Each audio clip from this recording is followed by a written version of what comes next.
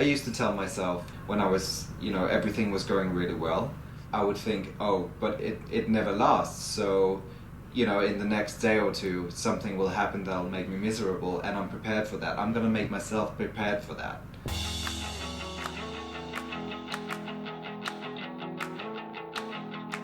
I've worked with so many clients who were starting to come out of depression, and they're just so afraid that it's going to come back that they start looking for it to come back. And of course, your brain is going to find whatever you tell it to find. So if you start looking for the shoe to drop, you can write it down right now, shoe's going to drop. Exactly the thing you're the most afraid of, you're going to walk right into. For people listening, and obviously we haven't covered all of them yet. No. Let's say we now know all 10 disturbances. Yeah. Now what? How do we leverage the knowledge of that to make changes in our lives? Yeah. At the core, the thought disturbances share one thing in common, and that is a feeling of not being good enough. That's really what most of mental illness is about, just deep shame and a feeling of not being good enough. We use really mindfulness in everything we do. And when I say mindfulness, we talk about the 3 A's of mindfulness. The first is awareness. So obviously, in order to change anything, you have to first really become aware of your patterns. So you have to know when you're in past and future thinking. You have to know at least that you are stuck in a victim mentality. You don't necessarily have to know every time it's active, but you do need to start to put a plan in place to overcome it. So first is awareness. The second is alignment. This is a tough one because it really goes against this achievement culture that we've been super, just indoctrinated into. For me, alignment really means 2 things. One, it means our integrity, aligning with our decisions, learning how to do what's right for you, and learning how to listen to the voice that's telling you what to do. By the time we're, young adults, 18, 19, 20, we've made a lot of decisions in our lives in service of other people because being liked is a primary human need. Being loved is the focal point, certainly, of our childhood. Oftentimes, we're sacrificing our happiness much more than we realize.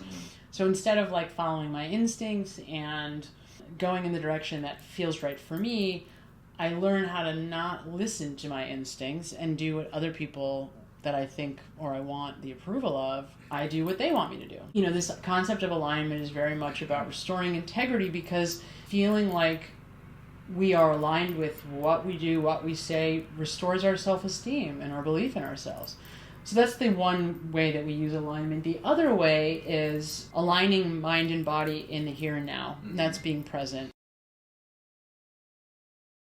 We use a lot of mindfulness practices, meditation, obviously, and even distraction, because the only way out of the part of our brain that has adopted these thought disturbances, one is really using meditation, is bringing all of your attention into the here and now, which immediately kind of eviscerates or just gets rid of thought disturbances. If I'm focused on you and what you're saying, I'm not in my head thinking about all the things I need to do later or something that happened before.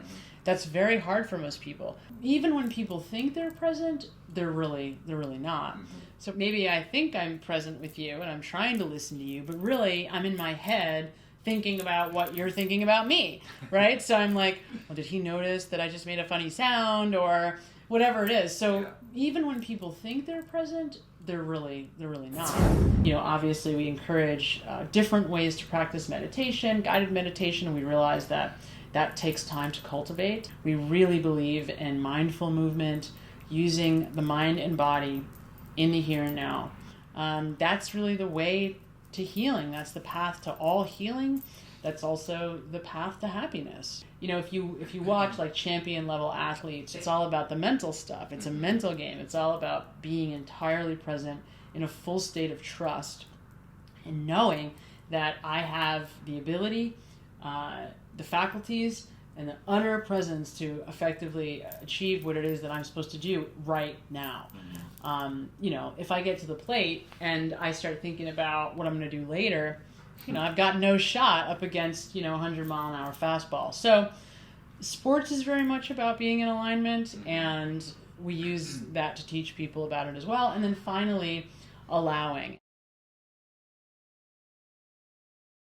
This is the hardest part for most people. We don't realize how negative our culture is.